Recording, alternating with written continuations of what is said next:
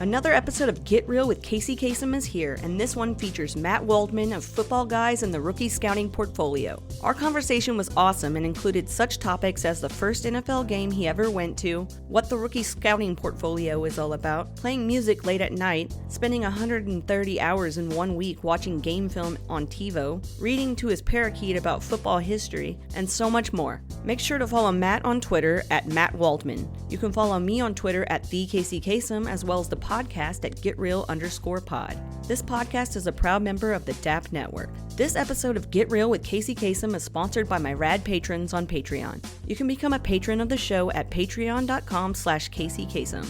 That's KACEYKASEM.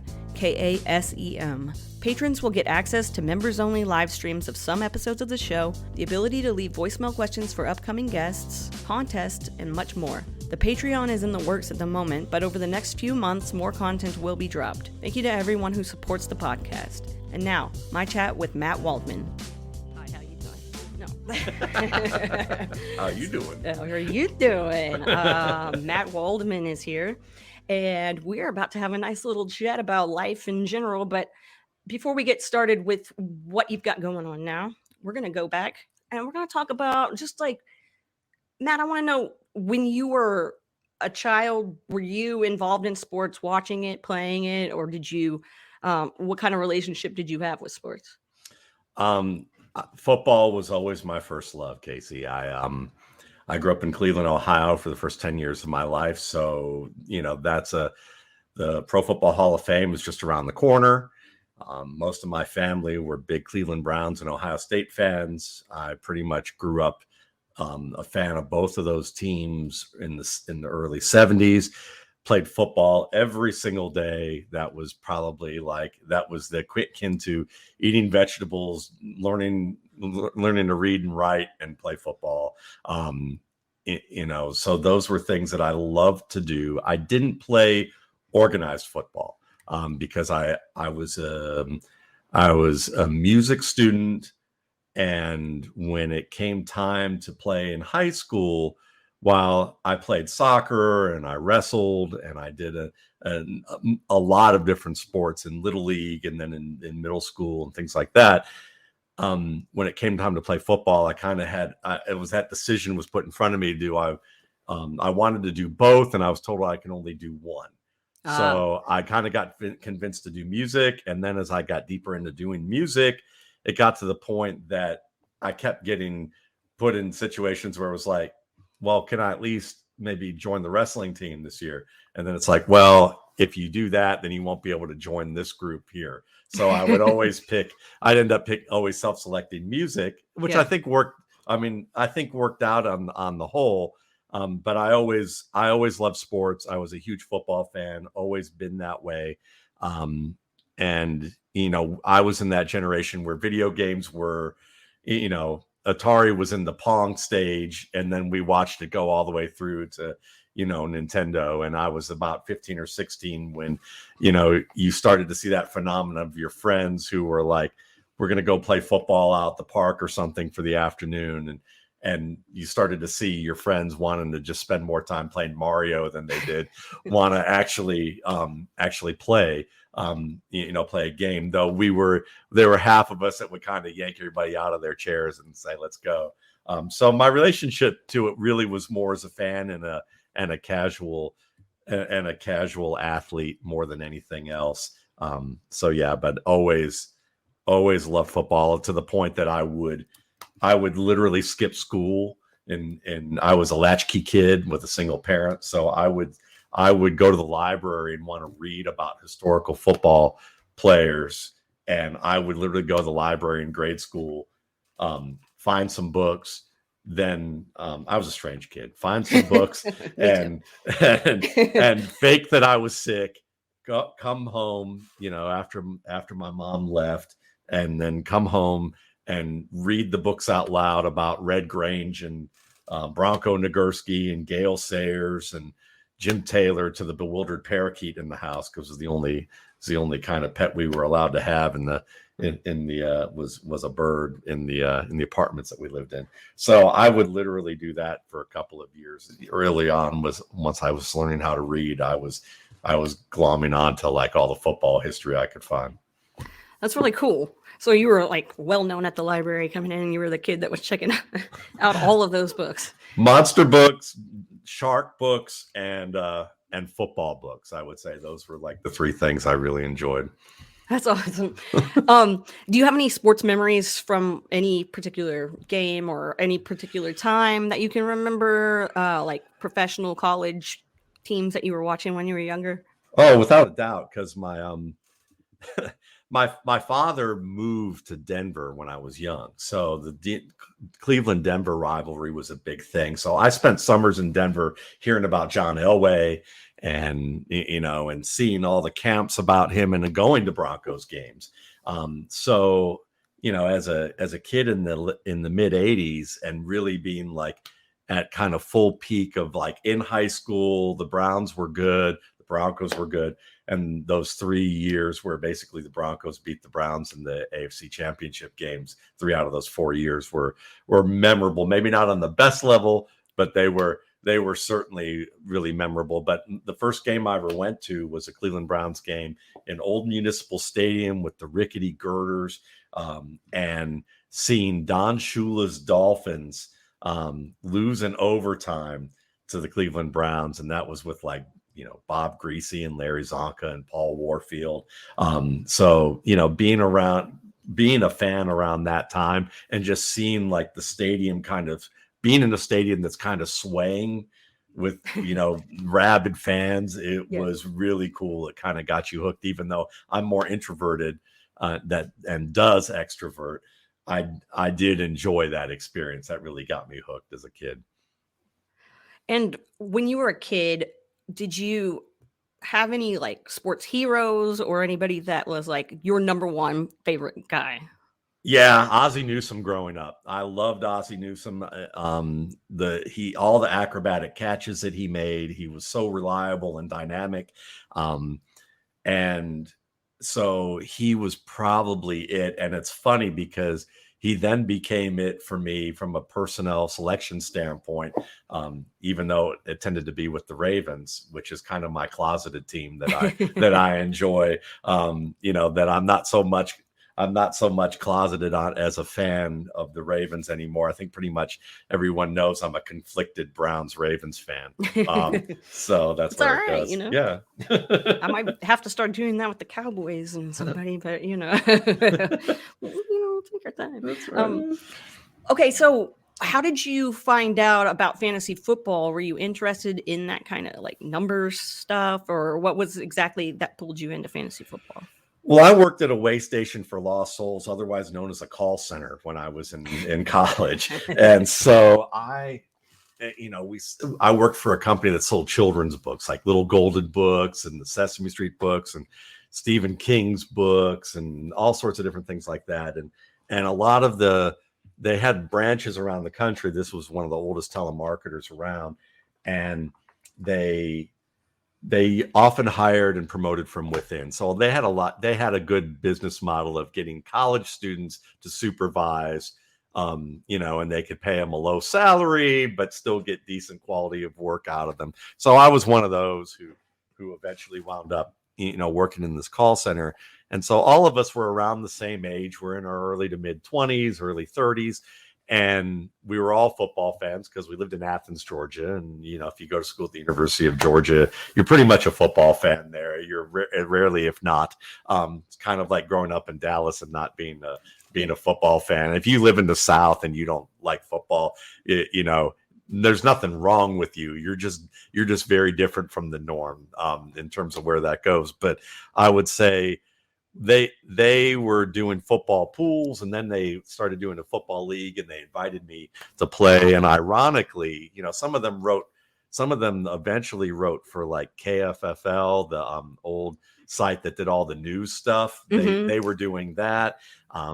And they invited me one year, and I literally just like blew off the draft, not knowing anything really about it. So my first year was really my second year. My first year, I stood up our league, which is kind of the irony now, because like that was such a bad thing to do. And I just completely forgot about it. And then after the second year that I joined yeah, I was completely hooked at that point. And it was really, I looked at numbers and I liked examining numbers, but it was never really at that strong of a level, the numbers part for me. It was more just, I had spent so much time watching the game that I found that I kind of had more of a natural inclination towards what players did as opposed to what the numbers said, even though I kind of started in this industry looking at the numbers and then kind of made my way towards what I was more naturally inclined to wanting to build out, and then worked really hard in that area.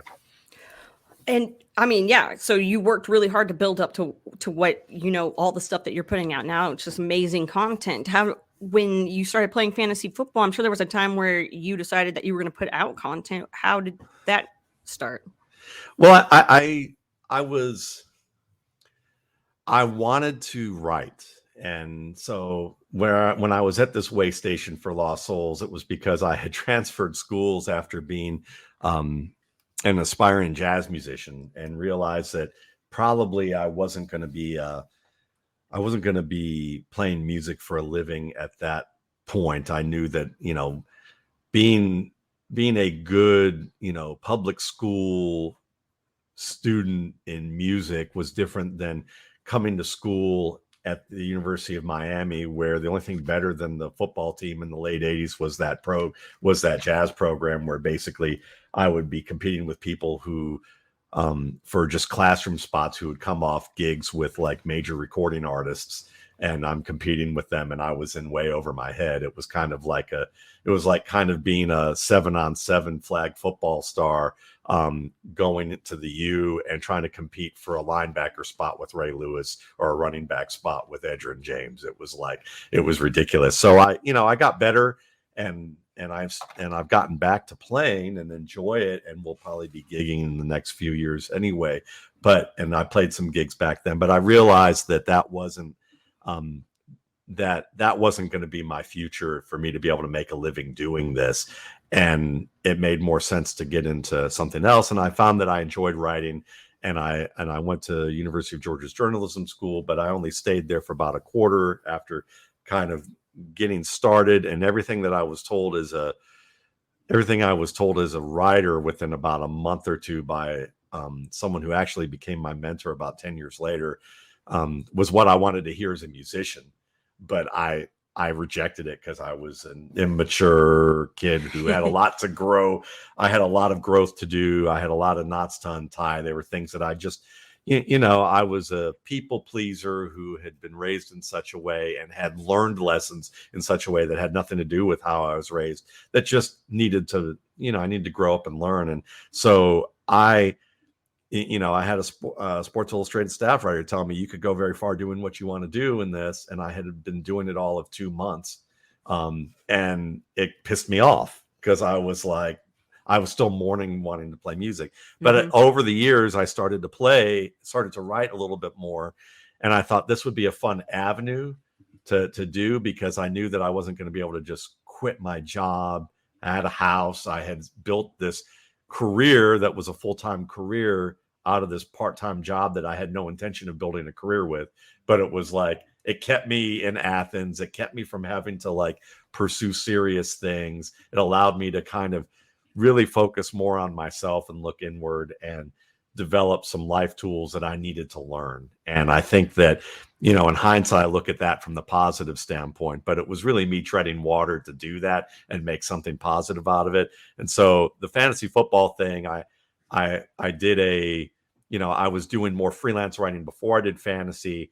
Then I did a freelance piece at Footballguys, and David Dodds liked it and published it and said, if you want to do more anytime, let me know. I said, no, thanks. Went about my business for a couple more years, and then realized that I really did want to do this. And I started writing for my, what I thought was going to be my own site, making mock drafts. I had a friend who did more IT oriented, IS oriented stuff in our company. And I thought, I had this idea for a mock draft engine where you can mock draft against the AI of that, which was a new concept at that time, but obviously very well established. And so I thought I had to write a I thought maybe I need to write content for a site, and started going to sites. So I'd written all this content, and in a league that I was in, Mike McGregor of Draft Buddy and Dynasty League Football and FF Today, who is really an innovator in a lot of the space that people don't know about. Mike and I were in a league together, and he goes, I like how you express yourself about players when we're always negotiating trades. Have you ever thought about writing anything? And I was like, I actually have like 3 or 4 articles already done. I have this column that's not published, but it was going to be on my site called The Gut Check. And I did these pieces on guys like Brian Westbrook, Frank Gore, and Larry Fitzgerald. I think those were like, and Brandon Lloyd. I think those were 3 or 4 of my first articles on these guys. And that became a column, and I'm still writing it now 20 years later. So that's kind of how it got started. Was Mike was like, these are good. Do you mind me publishing them? And I was like, yeah. And then they were like, do you want to write for us regularly? And it just kind of took off from there. And when was that when you started all of the writing? Yeah, 2003. So 2003. Yeah, so I got in at the right time. You know, yeah, like you Bob, did. I do know. Yeah, based on when I talk to people on here, always that's like that magic time to get it that you get in. Yeah, just before the internet really got huge, but it was there. And just as advertising dollars were getting good enough that people were looking for more. So I wasn't like the first generation, but I was like that mid-second, maybe that second generation of folks. Like Bob Harris is like the first generation. And I would see Bob's work. And when I first started getting serious about trying to be better as a fantasy player, because we started to get good competition in our league from people who were, connected and doing these news wires and things like that. And so I would read Bob's work and thought, that's kind of what I'd like to be doing, So it's kind of funny, for me. I remember geeking out over getting a chance to do work with Bob Harris back in the day. And now, now Bob and I get to do projects together, and it's fun. Yeah, that is awesome. And it's cool how the community and how it's a job and people are working, but you're also not competing against each other. You're friends. You can do that. And it's really cool to see that he was somebody that you were looking at like, hey, I want to do that. And then, wow, that's a cool story. I like that. Because a lot of stories about people, they're like, oh, I met on Twitter or whatever. But like you joined Twitter in 2008, and there wasn't really a huge fantasy football presence on there at that time, because that's about the time I joined. And so I know after interviewing a bunch of people on here, they say, oh, well, I just got Twitter like 2 or 3 years ago because I heard, or during the pandemic, because I heard that's where all the fantasy football knowledge is. So when Twitter became that kind of space, did you ever think that there'd be like a platform or something out there that would grow like that with content? No, I mean, it was funny because at that point, I was working at the University of Georgia at their business school in their marketing department as an editor doing website and magazine work. And I was basically a magazine features writer and associate editor for their magazine. It came out a few times a year. And one of our managers was talking about Twitter and how powerful of a tool it was from a political standpoint when they had like the, I don't think I'm going to say it right, but I think it was the Arab Spring, where there were groups of people protesting governments and things going on in like, I believe in Morocco and in Egypt. And they were talking about the difference that this made to be able to coordinate protests and communicate. And so I joined it thinking, okay, well, I should know about it. I don't know what I'm going to do with it. And occasionally I would post some things, and then I gave it up for a little while. And then in about 2011 was probably around the time that I said, okay, I need to get a little more serious about with this, because we're starting to get beat writers showing up.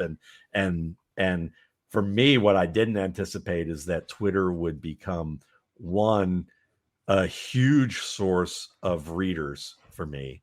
And two, something that, unlike a lot of people who have a love-hate with it, something that I really love.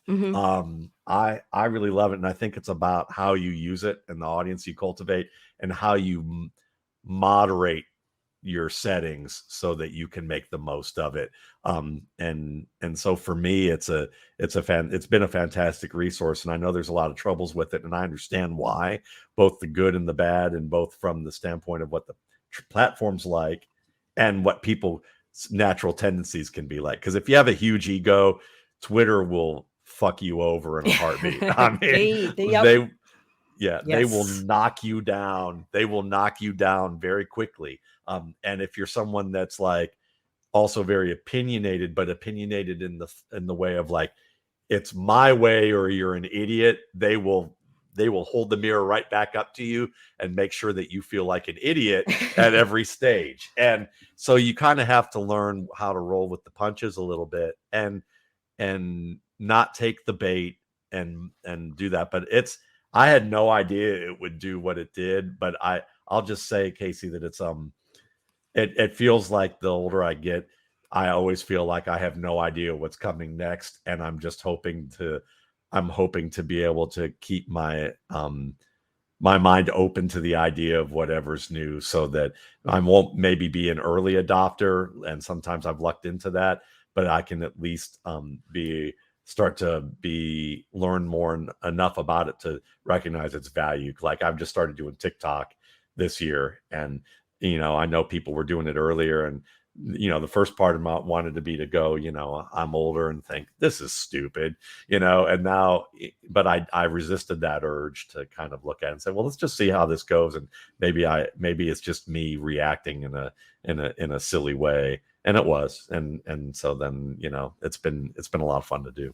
Yeah, I've been intrigued by TikTok because I've had a few people come on here that do like a lot of fantasy stuff on TikTok, and I put a few on there myself, but I go into it like, I'm just this old person who doesn't know, like, I feel like it's dancing and all this other stuff. So you won't see me dancing, that's for no sure. Dancing? But I love being able to pick out all sorts of tunes and use clips of that and play it in the background, even though most people aren't even pay attention into what the song is and don't care. But it's a fun little element for me to go, because I don't know about you, but if you love music, it's fun I think about things like, it would be when I retire, I would love to be able to like have like a room where I just play music, but like have like visual stuff going on with it. And I like a lot of music that doesn't have lyrics. Doesn't mean I hate lyrics. I love lyrics, but I love a lot of music that's improvised and doesn't have lyrics. So when I listen to something, I often imagine visual things. So it would be fun to like have, listening to something and to be able to have something beautiful from nature or something else that's playing and just kind of chill and have a room to kind of chill and see that projected on a screen while I'm just laying around listening to tunes. So when I think of music, oftentimes I also think of like, when I'm watching football, I think of music along with that too.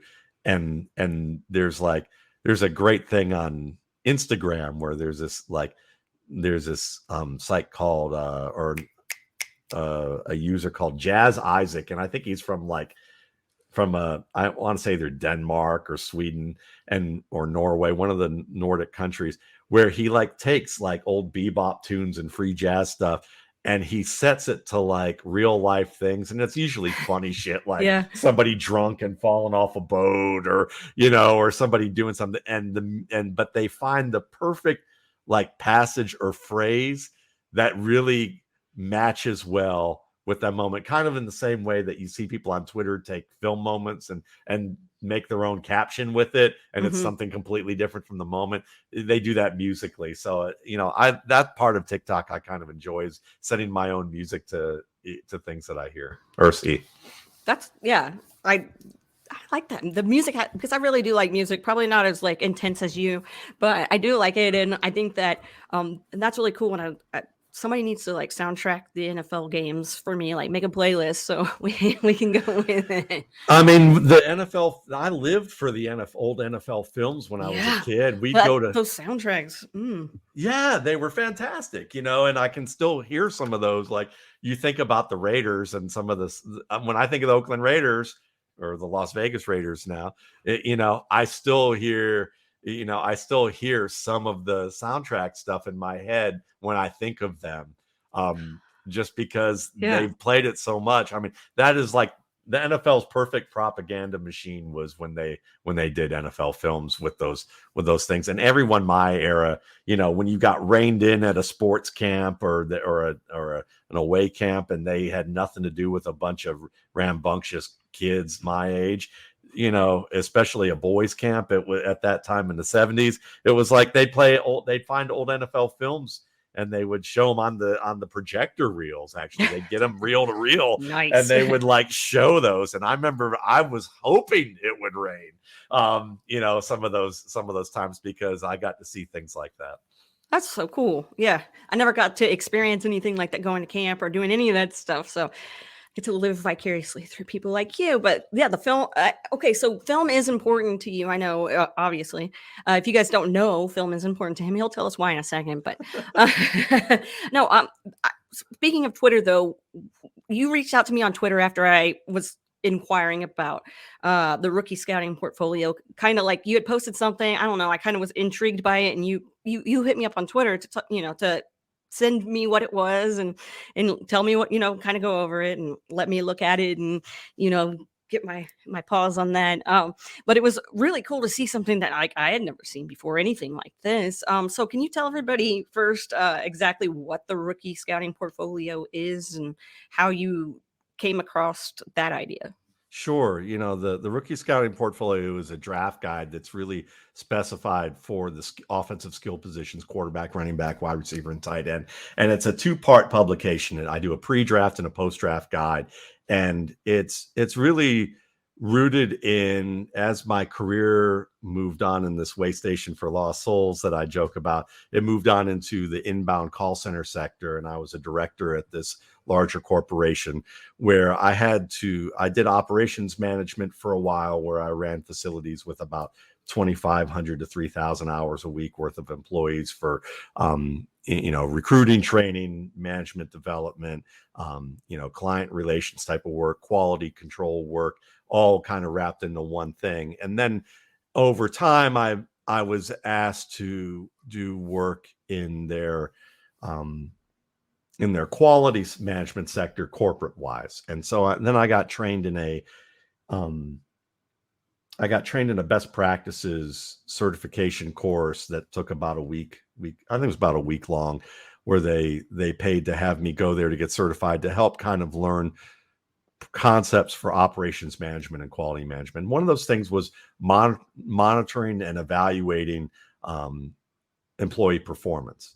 And so they looked at best practices for how you create ways to evaluate, and that came down to the types of questions you need to ask, how those questions need to be formatted, how you grade those things so that you reduce variation on something that's a very subjective seeming process. It's kind of like it sounds like a simple process, but you think about answering the phone and you put 10 people in a room with varying levels of experience and say, how do you want this person to answer the phone for your business? And you could come up with 8 to 10 different answers, and maybe 3 or 4 of them are perfectly correct or fine, but depends on what you want to do. So it's different. So what I was learning and applying towards a 70 branch company with 10,000 employees and applying across branches and putting things together with databases and all these different formats for what they should be looking at and how it should be scored, and learning these practices. I was a fantasy football fan and a football fan and thinking and reading Gil Brandt talk about Brian Westbrook and thinking, I understand what they're doing organizationally and why they grade players the way they do, but I'd like to grade it outside of like the politics and the draft capital stuff. I want to learn the film. And this process was built on learning how to learn and learning how to continue to develop and consistently improve your process. And so I applied that process to what's now the RSP. And so it's filled with all my work. So what you get to see is me taking you through the process of how I have players ranked, in all the different facets in which I do, how I define all the criteria points of what I look for. So it's both like a draft guide, a fantasy guide, because I always still keep the fantasy part in there to give people an understanding of, how this guy can have an impact in fantasy, but also show you from a quality standpoint what the process is, so that you could do it yourself if you were crazy enough and had the time to want to watch that much film, as much as what I've learned to do. But I've built on this over 17 years. It is both, a very popular Dynasty resource nowadays, and it's also, along with Dane Brugler's guide, at least according to guys like Alex Brown at SMU, who's a director of recruiting there, it's also one of the two most looked at NFL cross-checking resources available as well. So it's bled into real football in that regard. And I've certainly had people at different major colleges and in the pro game reach out to me and talk about that they do use it and have learned things from it. So it's probably my fantasy football kind of thing that I'm most proud of, is to have the actual league have people embrace it and know that they've used it, use it, like it. And so what you get is like the pre-draft gives you rankings. It takes you through, who's overrated, underrated. It gives you all the different criteria. So exactly why, if I say I like Nick Chubb better than Saquon Barkley, you might look and go, well, that's crazy. But then you may look at everything and see, well, I see the logic behind it, even if I don't agree with it. And then the post-draft, I do things where I give you a cheat sheet that it gives you kind of a sweet spot between where I rank them and where ADP is. And I look at different ADPs and kind of help you see that, well, I may like Nick Chubb better than Saquon Barkley. We got drafted in the second round. He's on a bad Browns team. They still have Jamal Lewis or whoever they had at that time. They didn't have Jamal Lewis, but they had somebody else at that time. Or Carlos Hyde. That was it. Carlos Hyde. Oh yeah. And thinking, well, I may think he's the number one running back for on the board talent wise, but you can get him at the end of the second round and make sure, and you'll know that you really got him, because no one's going to pick him till the third, but you're still getting him at a value relative to what he could wind up being. So I do things like that, and then I update people with a newsletter. I also do projections these days too, for dynasty leagues, and sell those. But that's what the RSP is really known as. It's just really detailed. People think, it's gotten to a point where what you see is it's on a PDF, and it's shorter than it used to be. Let's say it's more about 1,100 to 1,300 pages, because I document everything I do. But the things that most people will read is somewhere about 200 to 300 pages worth. So, how many players? Do you know how many players you have mapped out in there? Yeah, always at least 150. And then that's the minimum, and the maximum is usually about 175. So that's at those positions. So I go really deep with players, and that gives you an opportunity. I think what people like about it is that when big media says, who is this guy? I've never heard of Deion Jackson, who, they can look up in the RSP and go, well, Matt didn't have him rated highly, but he explained that he could catch the football. He'd be a good gap runner, which fits well with what the Colts do. And so if they were looking to pick somebody up, they'd have a better idea of whether he's a good fit or not for what's going on, and what his upside might be. And that helps for the waiver wire, in addition to whether I make good calls or not with, in rookie drafts. That's where people find the value, I think, long-term, is that 2 to 3 years from now, it has that shelf life for them to say, I can use this in my redraft leagues in addition to my dynasty formats. And so can people get like previous year's copies as well? They can. I sell them for half price, and they get them at my site, mattwaldman.com. And I sell them for $9.95 a year later from when it came out. The book's right now $21.95, and that's the pre-draft and post-draft together with the newsletter. And then the next year, once I come out with a pre-sale for the next year's book, I make the other one available for $9.95. So people buy those.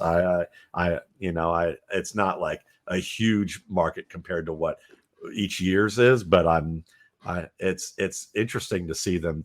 People who buy it tend to go back and buy past ones too. So. Yeah, I was thinking about that today when I was like, hey, I wonder, like, because yeah, awesome though. So when you look at all this film, first of all, how did you decide that you were gonna watch as much film as you watch and do as much as you do?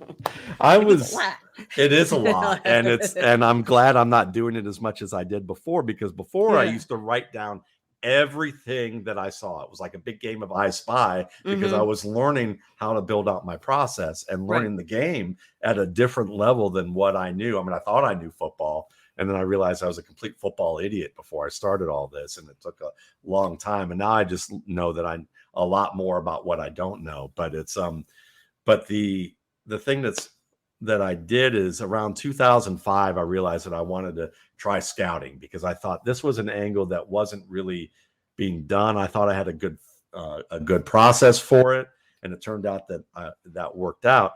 But I remember, I'm going to do this for a year. So I got a Tivo at that time, and went to Best Buy, got myself a Tivo, hooked that onto my my office at home, and just started recording game after game after game, and realized that, and then I started watching tape, but I hadn't figured out a process yet. Maybe about a year before I started doing that, and I had a little notebook, and I was sitting there like writing it down, and I'm like, I remember watching Steven Jackson. I joke that I remember watching Steven Jackson with my cat on my lap and with something to drink, and I'm watching him against Colorado, I think.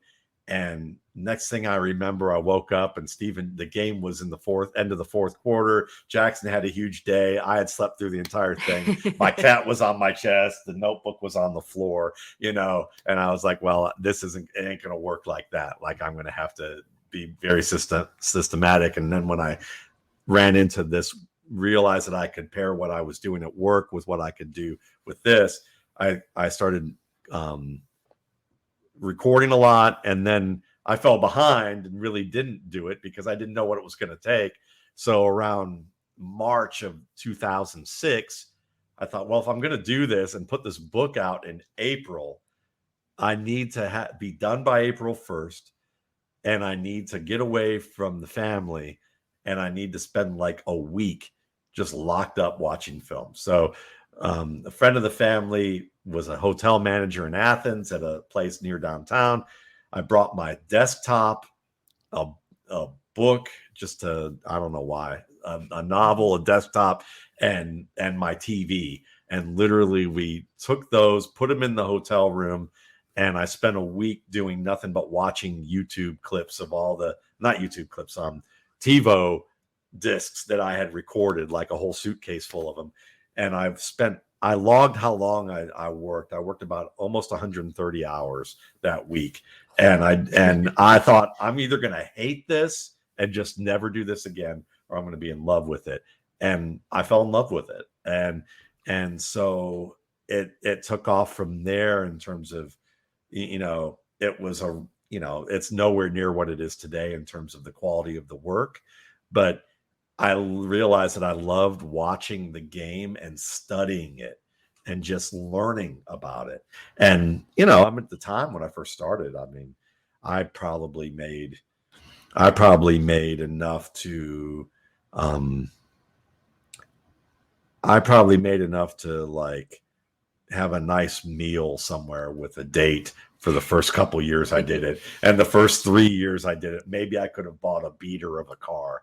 That probably wouldn't have lasted me very long without any type of mechanical knowledge and access to cheap parts. But I had a feeling it was something that I liked it, and it felt, and I was seeing that there were things I was seeing about players that I wasn't hearing about in the media. Like players, and like I remember there's a guy by the name of Mike Bell who played for Arizona, who's a running back for the Broncos, who started his first year under Mike Shanahan. And I had him rated, I think, either in my top 5 to 7 backs, and I thought he could be a starter. And when he didn't get drafted, I thought, well, what do I know? I mean, come on, this is my first year doing this. I don't even, I'm not a scout. I don't know what I'm doing. I'm just trying to figure this out. And he started. And I thought, okay, maybe, and some of the things I saw was some of the things that they were talking about that were good. And I thought, okay, well, maybe I'm heading on the right track here. I've got a lot to learn, but there were moments like that kind of kept me going through it and started to realize, or players that I didn't like that everyone thought was like awesome. And I'm like, yeah, he's okay, but he's not that great, or there were things that maybe he's getting more buzz than maybe he deserves at this point. Then he's got more things to learn. And the combination of those things were helpful. And certainly I still have my share of misses today. Everyone does, but it was those things that kind of got me thinking. It reinforced that I liked it and that I was heading in a direction that was positive. To get that out there to people, how did you go about getting more eyes on it? Luck and help, and a lot of help. A lot of help and a lot of luck. And good timing. I mean, okay. I think one was FF Today with Mike Kruger and Mike McGregor, and give a lot of credit to Mike McGregor in the sense that he thought it was a very valuable thing, and Mike Kruger was willing to take a chance on selling it there.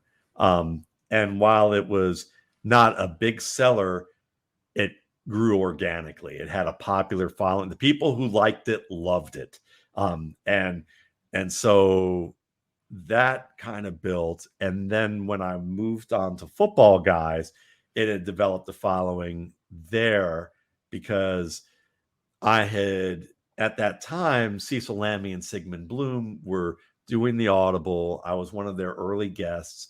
We all kind of clicked well there, and we were all draftniks. They used to go to the Senior Bowl. They had a site called Draft Guys TV that if they had come out with it maybe 3 years later, it would have been huge. But they were just, their timing was just a bit too early on YouTube, technology-wise and access to and all the logistics of what they had to do. But they were ahead of their time with that.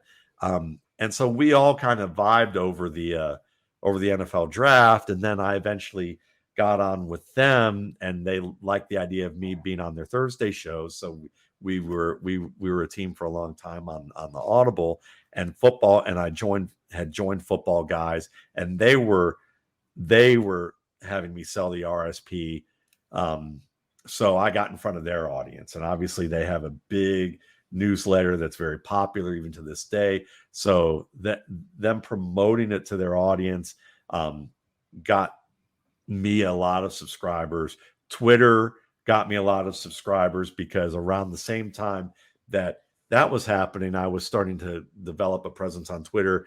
And then when I started to go on my own with it in 2011, when they had the potential, the first lockout that we've had over the past 10 years, that there was a potential for one, it became clear that I was going to have to, do this kind of on my own. And I started my own site and really got serious about doing Twitter daily and trying to provide content with my own site. And that's when it really started to grow. And then I had really big growth year after year with that, to the point that it worked out. But I'm still a small character in the scheme of this. You look at someone like Dane at The Athletic, who has, when you have a site that's a major media site, whether it's CBS, ESPN, NFL, anything with 3 letters, 3 or 4 letters and a .com after it, you're going to get all that exposure. So I got a little bit of that because I worked at Football Outsiders around that time as well. And they had me do stuff with, at that time, Doug Farrar had left, and Doug recommended me for doing his column. But they also had this guy, Andy Benoit, who wrote at SI, and Aaron had said, well, Andy can do this piece with the NFL work. You could do both. You could do this, but you could also do this draft thing. We haven't really had anybody do any draft work before or film work. And we thought it might be a nice change of pace to what we do. how would you feel about that? And it seemed like a perfect fit to me. Like, I love the idea, ego wise, to follow in Doug's footsteps, and, and thought, well, I feel like I'm kind of getting punished for, that Andy can do one, but Andy's, obviously Andy is a very accomplished person in the space.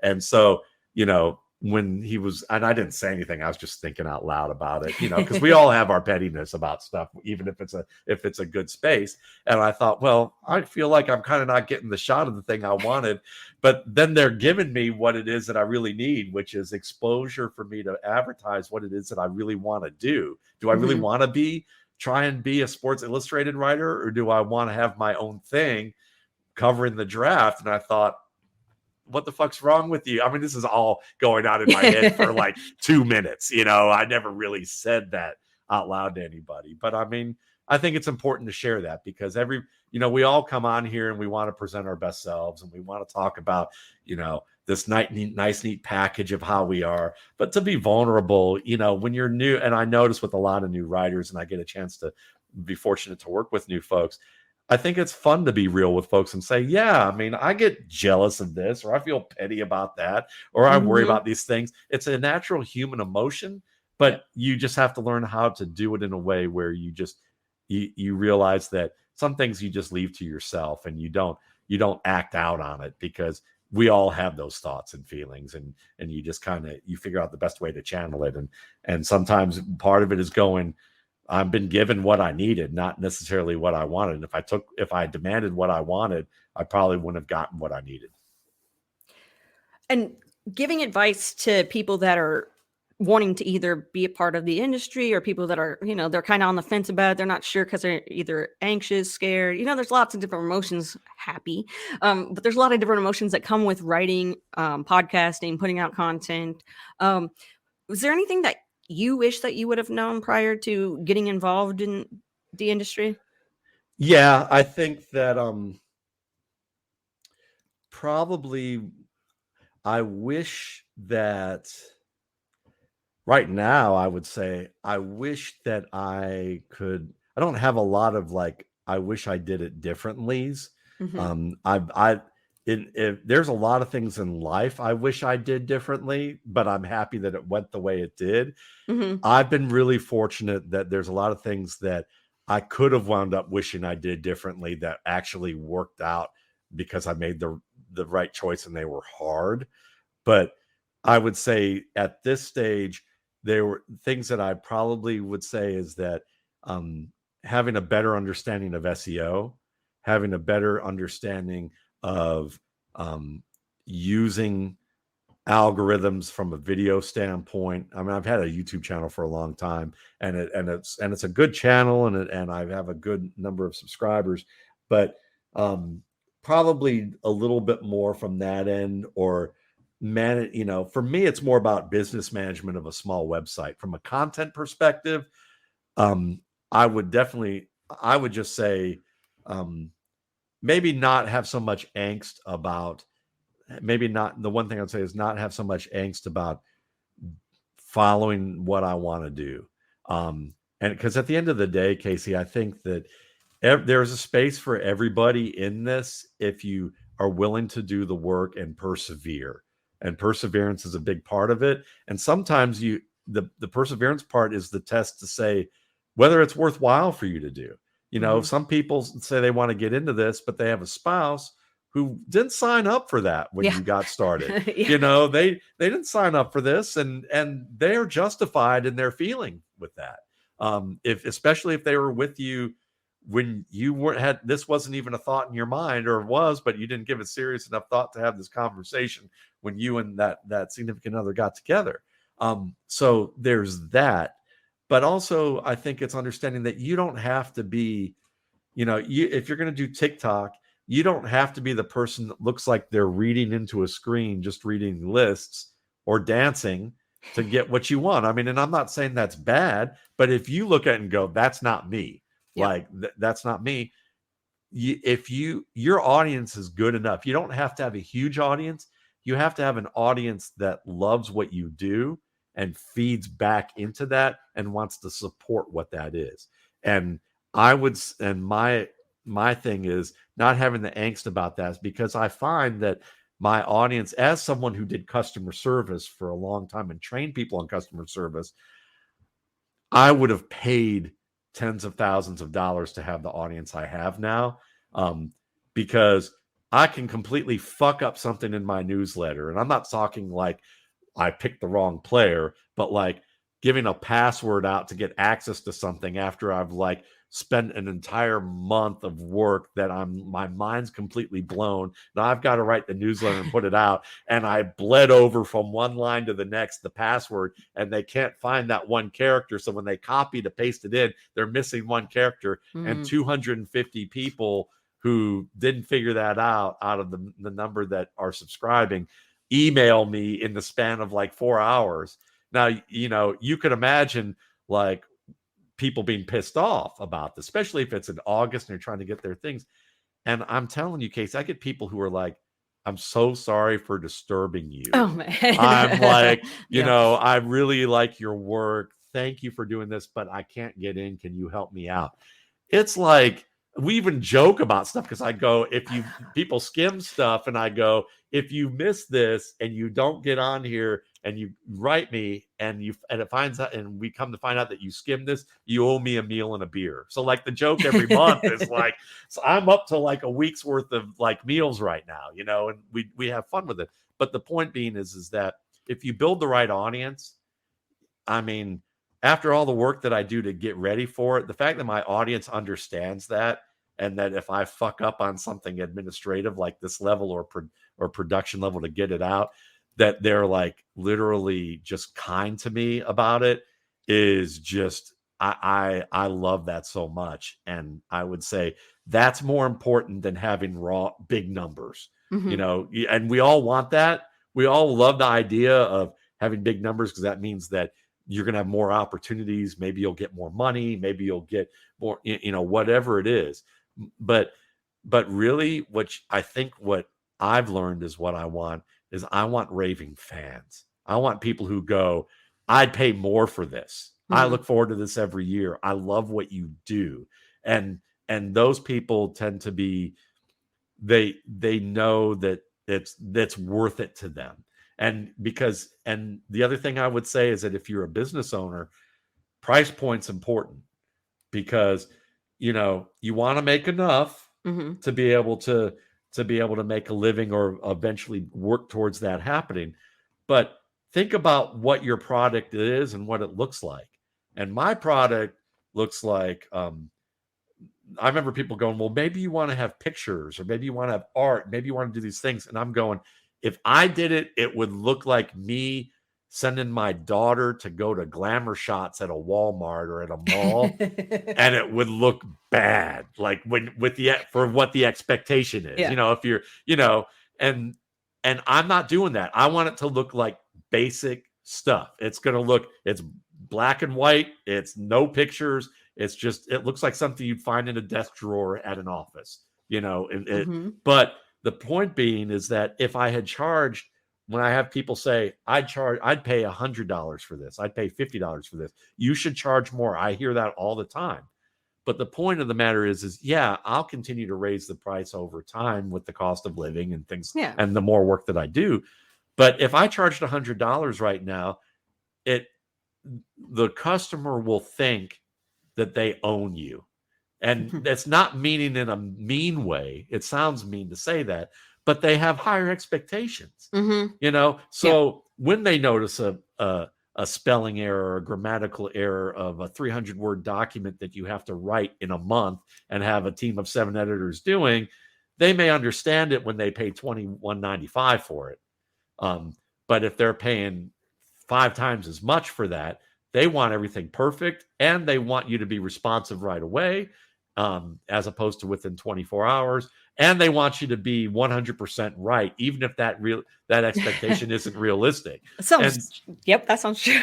Yeah, I mean, you pay more money, you want the first class treatment. What I would rather have is people go, it's worth first class money, but they're not giving me that. So he's not charging me that. So I get it. Like, there's a trade-off. I have, you know, customers are easier on me on regards to just the expectation of how it looks when things are delivered, if I have to make changes, and they get it. They have it gives them the proper perspective. So if you price your product out of perspective, then you're going to have people with expectations out of perspective. If you find the right price point, people value it. They value your time. They value what the whole thing is. Makes sense. So that's why I don't charge for this podcast, so I don't have to edit. Me neither when I do mine. And when I like today, there you go. When I had Lori Fitzpatrick on today, and I go, "Welcome to the RSP cast. It's me and Lori Fitzgerald."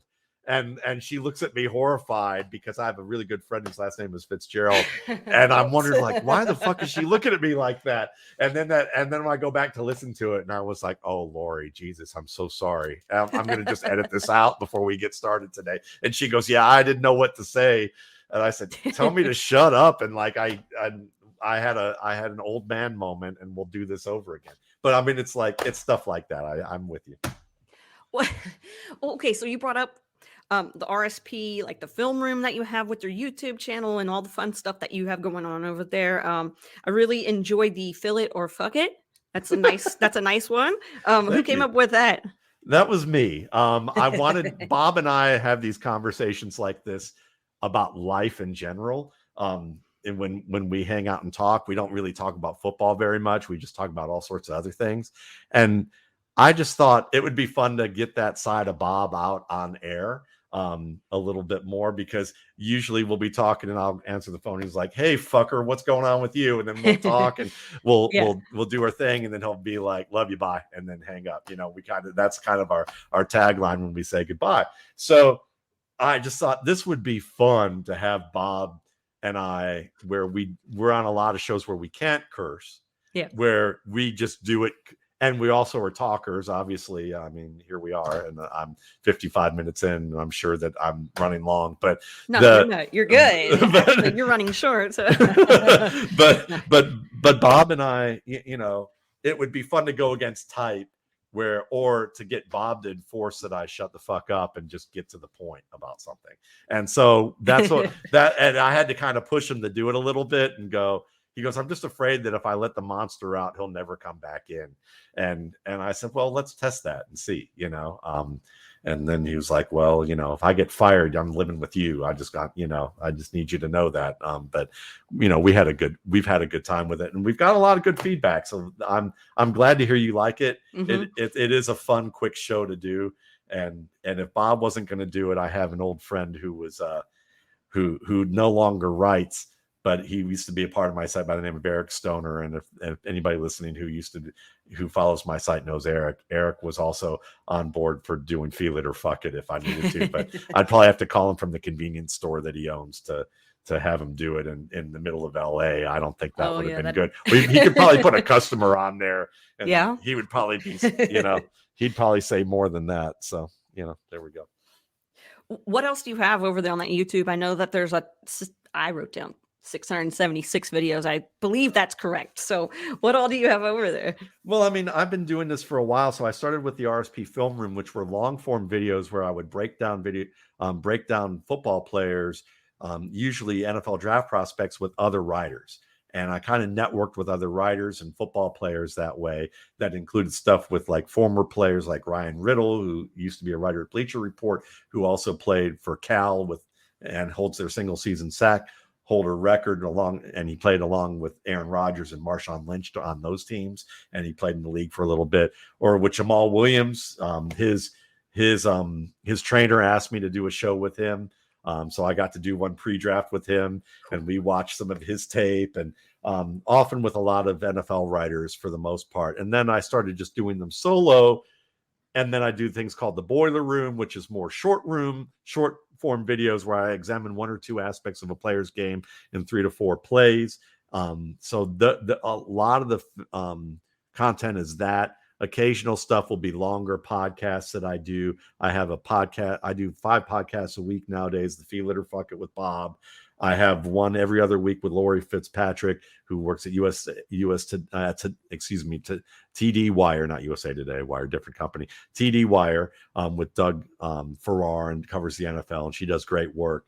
And then I have one every other week with Felix Sharp, who's with Campus to Canton. He's a Devi Dynasty kind of Devi writer who owns this Campus to Canton site that where you can do college and pro football fantasy in one team. So that the guys you draft in college stay on your pro team. So that's really cool. And I let him basically talk about all the players that I'm not going to watch this year for the RSP, like all the younger guys, and talk about the narratives and who they are. And we talk about some football topics. Russ Landy, who's a former NFL scout with the Browns and the Rams, and current U.S. head of scouting for the Montreal Alouettes. He and I do a show every other week where we talk about the craft of scouting and watching film and kind of more team building, management, GM type of stuff.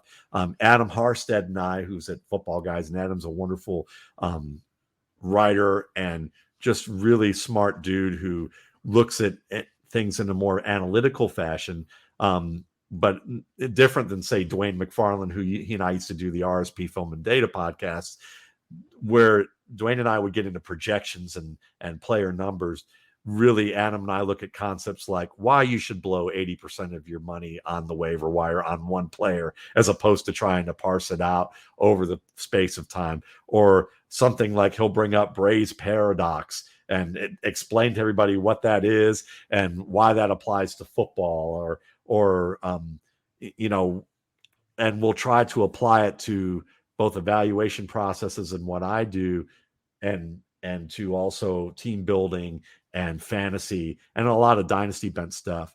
And then, in addition to that, every once in a while on Fridays, I do something called RSP Story Time, where I'll bring somebody on and I have a story of a friend who's a composer who made a bet with Gene Simmons back in the 80s that Gene lost in embarrassing fashion, where he basically got his comeuppance in the middle of New York City, or me telling stories about my life, like stowing away on a plane in 1980s. And being my best version of Ferris Bueller, I guess, on that end. But yeah, that's kind of the stuff that I do during that time, and probably during draft season, I'll do more solo pods where I talk about the classes and have other guests on who are more draft oriented at that point. And getting involved with podcasting and putting out so much content on the podcasting side, when you first started putting out podcasts, what was your experience like with that? And how did you go about making sure that you had it streamlined the way you wanted it to be? It's still not there yet, Kacey. But yeah, I feel you. I got you. I can't listen to myself. I laugh because my wife likes my voice. I joke, my readers like my voice, and I've always known that I've had an appealing voice because of the depth of the voice. But I stutter. I use a lot of I'm not a really accomplished speaker, so I don't like listening to myself for the most part, but unless it's really scripted, and I don't do a lot of scripted work, but I've gotten better at it over the years because I spent 10 years doing it with Cecil and Sigmund for years. So I'm more comfortable with that. And then when I started doing my own podcast, at first, there's some things that I did. If they were solo work, I wrote it because I'm a better writer than I am a speaker, and my voice comes out as a writer. So I write in my voice pretty well, and then I find that it's easier for me to read sometimes, or at least have the notes there, so I can kind of hit it, and it's a little bit more formed or structured. And I find that that's worthwhile when I'm doing solo work. And then it's about having good guests who can vibe with you and cut you off and tell different stories and get you excited about what's going on. And sometimes that's about building rapport and taking some time for that to happen. And sometimes it's just natural. Mark Schofield and I are a good example. Mark Schofield, who just got his gig this year as the national football writer for SB Nation. Mark and I would do a show called The Quick Game that evolved into a slow game because neither of us could adhere to the short thing. And that was why that was the original Feel It or Fuck It, but without the fuck it. So I thought I got to do this with somebody else who would do that. And Bob obviously was the best choice for that.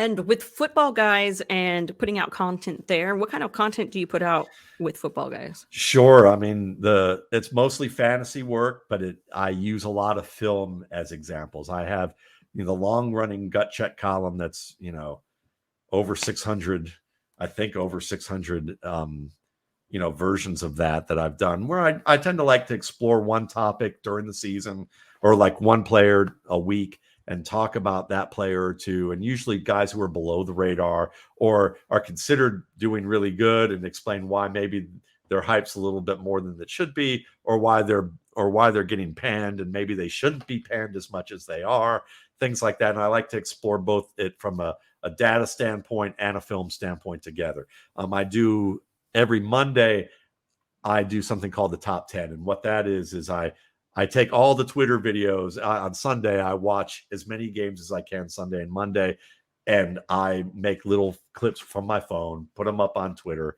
and analyze what I see. And then I take those and formulate 10 different segments in the top 10 column to talk about players and why there's something significant about their fantasy value that people should know about, based on what their league type is and what the situation is. And I give film clip examples as to showing why that is.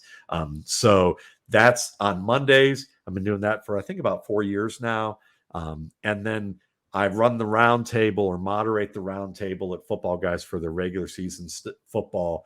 And then on Thursdays, I do a piece called Fridays, I do a piece called The Replacements, which it came about around COVID, because I thought we need somebody, we have the waiver wire, we have the injury report, but we know that these players are going to get tested positive for COVID late in the week, and somebody that nobody's even talking about is going to get an opportunity to play, like Deion Jackson, even though it's not for COVID, but somebody like that who will show up, and you're like, so I wanted to do something where I could profile players that no one's going to be talking about. And either these are guys you should add now, these are players that you should preemptively pick, because if they hit, you're not going to be able to afford them later.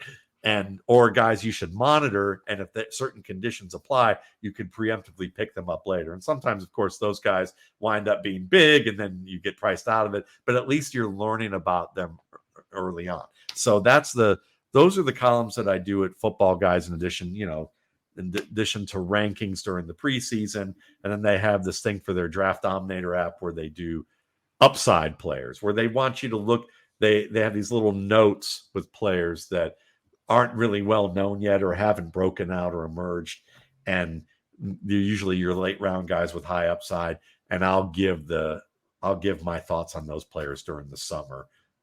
And you'll see those little blurbs on that as well. So that's kind of the work I do at that site, in addition to the podcast there with the Audible. I was going to bring up COVID because I know it changed a lot of people's work, like situations, and on top of that, we weren't, sure who was going to play and if there was going to even be football. Did you have any concerns that your content was going to go off the rails, or you weren't going to be able to get it how you wanted it to be? Or were you confident that during that time you'd be able to figure something out and get it out and it'd be wonderful? Well, it's funny because when COVID first happened, it's like, well, I wonder how much interest people are going to have in the draft. And the majority of my living now is selling the rookie scouting portfolio. So, that's a year-to-year thing. So there was some concern there, and it was like, should we take out the business loan that people were having, do that? And we decided not to, we decided to, and know that we could pay it back and not use any of it unless disaster hit. And I think that's what we did. And what was funny is it was the best year ever, because people were home and they were more interested than ever in stuff that was going on like this. So it turned out to be my best year at that point, up to that point. So that was cool. And then the fantasy side, once that happened, I was confident from a fantasy perspective, because it was kind of like, if anything, people were going to lean more on what do you think? Who's this guy? No one knows who these people are. So like, to me, the replacements column was a great idea for that. Yeah. And then because people would want to glue to that during the week, and we still do it now, even though COVID is really not a thing as of yet, because it's starting to get cooler. Yeah, we may have more of that variants happen. and all that stuff. Yeah. Yeah. The fun stuff we have to like look forward to. Yeah, exactly. Yeah. Especially with all the like traveling coming up. Like, okay, so talking about fantasy football in general, do you have a favorite type of league or a favorite setting? Yeah, I love redraft, and I still play redraft leagues, but most of my leagues are Dynasty full IDP leagues. That's my joint. It's been that way for a number of years, and I'm starting to get more and more interested in that same setting, but with an IDP with a Devy component to it, because it's fun to try and take bets and investments on players that haven't hit the league yet. So I'm in a league right now with a bunch of writers where it's a full IDP Devy Dynasty league with a component where the player pool only is inclusive of players within their first 4 or 5 years in the league. Once they've passed that 4th or 5th year, depending on when you drafted them, they become free agents that nobody can touch. They're just out of the league. So you have to pick guys early and get them to produce. And then you have a Devy draft where you can pick one freshman, one sophomore, one junior, one senior.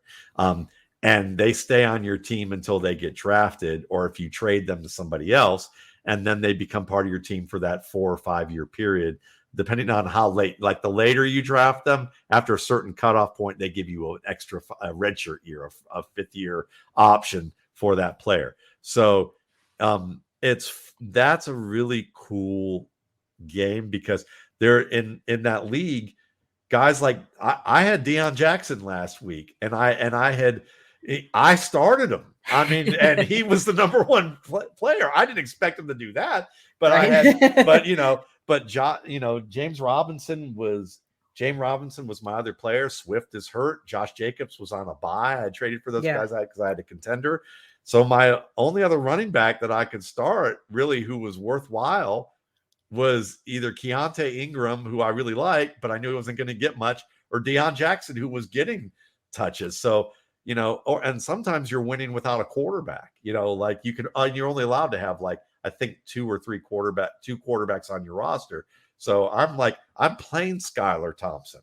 I'm playing, because Mac Jones is hurt, and I have a 4-2 team where my starters one week have been Deion Jackson and Skylar Thompson. I mean, so it's exciting that way to be able to pick players and go, this is hard.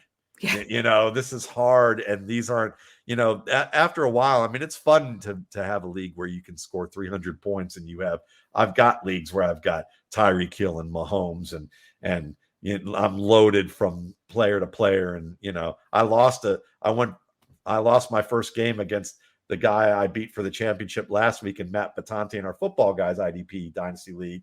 He went 6-0. We were the battle of the unbeatens, and he scored 318 points. I had 299. We had loaded teams. That's fun, but it's also fun to go, I think I'm stuck between Keontae Ingram and Deion Jackson as a legitimate starter, and I've got to play Skylar Thompson, who I like. But I mean, come on, we're not thinking if I could pick any, probably 18 to 20 starters, I probably would pick them ahead of Skylar Thompson at this stage of his career. So that's a blast.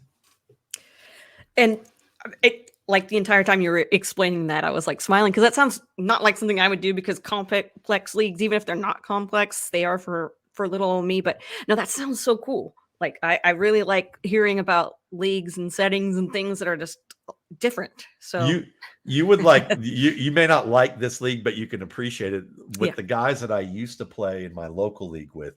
We did a split off of a Dynasty IDP league with some of the more, some of the folks who wanted more complex fare while still maintaining the league that we did long running.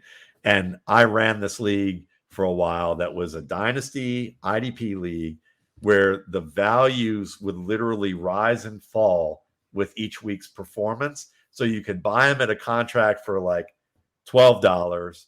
And then if their production went up, there's a formula where their price would go up, and you could sell them at a profit, and then that would make up for mistakes you made when you had to sell people at a loss. Yeah. And we analyzed all these trades, and we ran that league for about 5 years, and it was a lot of fun when we were really into it in our 20s before we had families and had commitments, and we could get into that kind of thing. Now I would have to wait till I retire to do anything remotely like that.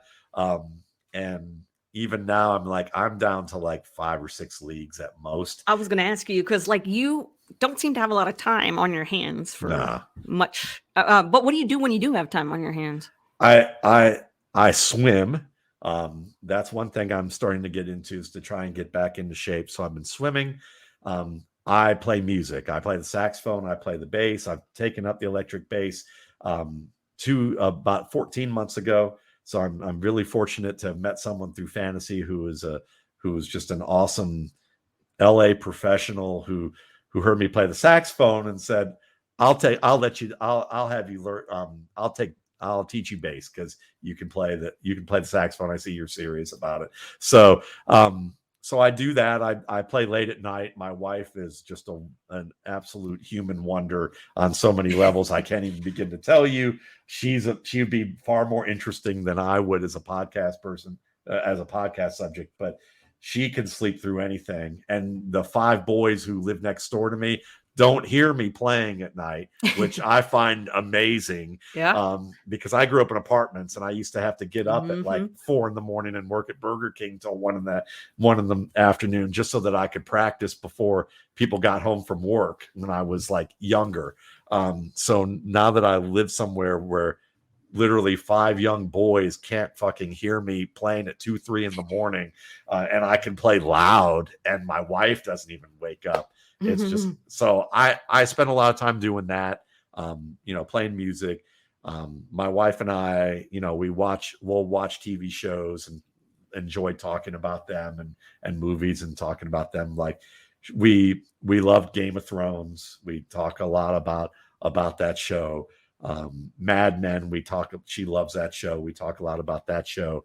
I'm trying to think of a bunch of other ones that we've done. We've gone back to watch. We just started watching All in the Family because grew up watching that and went back to watching it.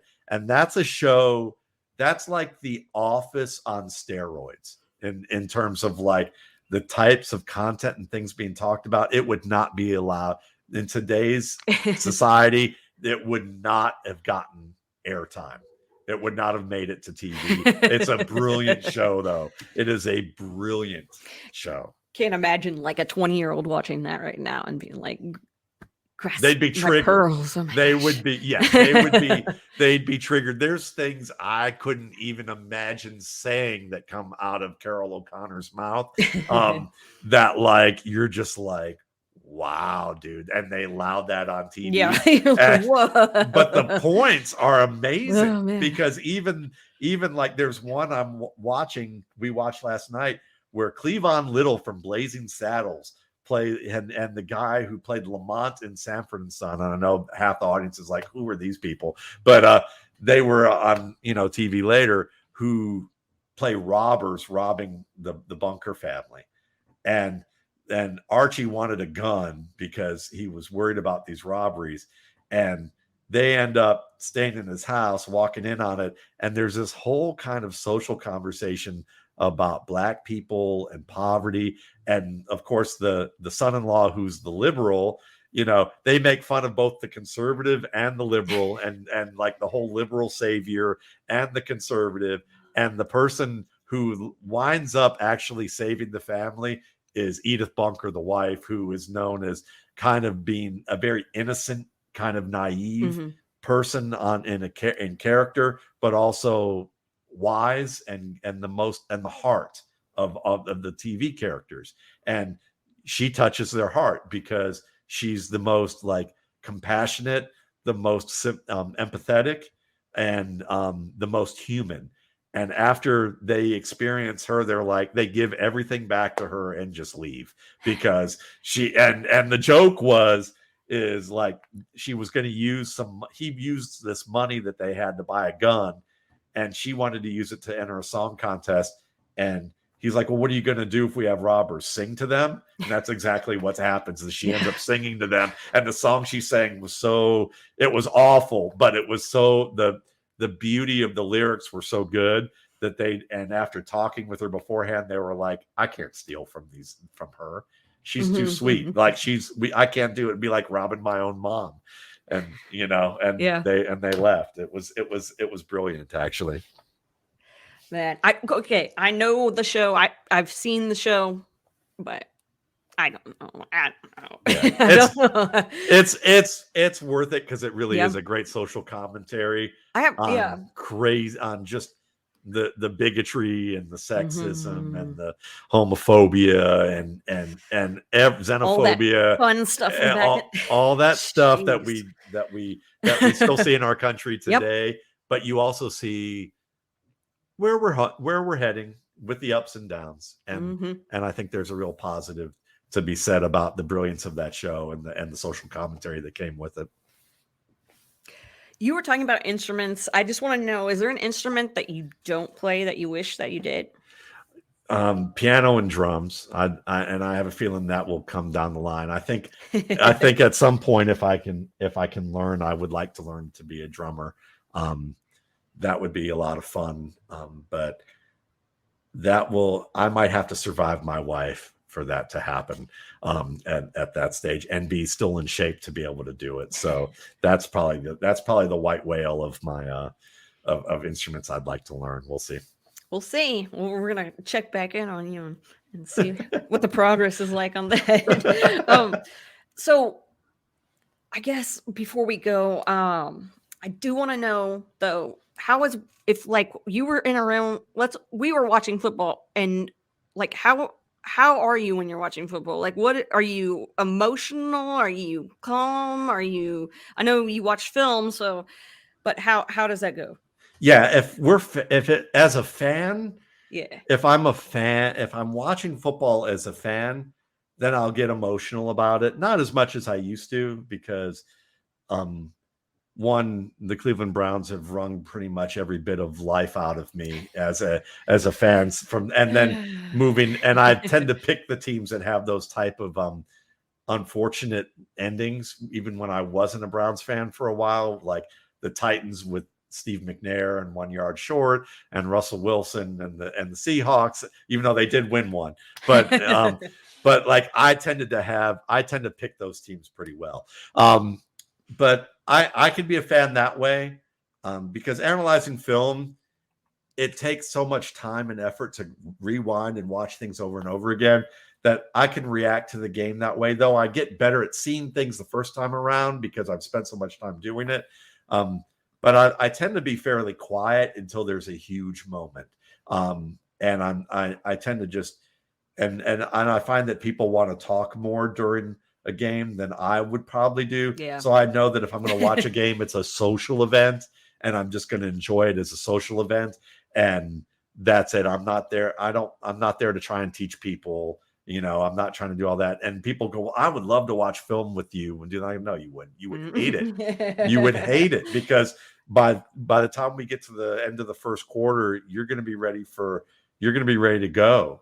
And I'm like, well, I've got, as Russ would tell the story, somebody did that with him and said, I really want to watch. I'd like to know what it's like to do scouting. So, well, come over on a Saturday. We're going to watch a couple of players.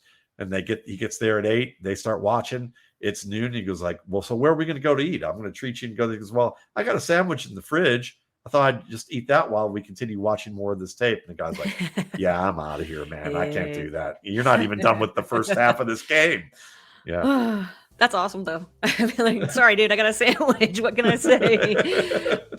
Well, Matt, it's been so awesome having you here. Like, I really appreciate. I said awesome. I said like. Okay, what else can I say? That's filler words, baby. But no, Matt, I'm really happy that you could stop by and chat it up. Can you tell everybody where they can find you again and what you got going on? Sure. You can find me at mattwaldmanrsp.com. That's my site that usually shows, is the gateway to all my YouTube videos at Matt Waldman's RSP Film Room. That's the channel. You can find me on Twitter at Matt Waldman, like what's here on the screen. You can find me at Matt Waldman RSP on TikTok, and of course at footballguys.com, where I'm doing something at least once a day there during the week. For myself and for Matt, we will be back. Well, he will not, but I mean, maybe one day. No, for me, make sure you guys come back next time for another episode of Getting Real with Kacey Kasem, and stay rad.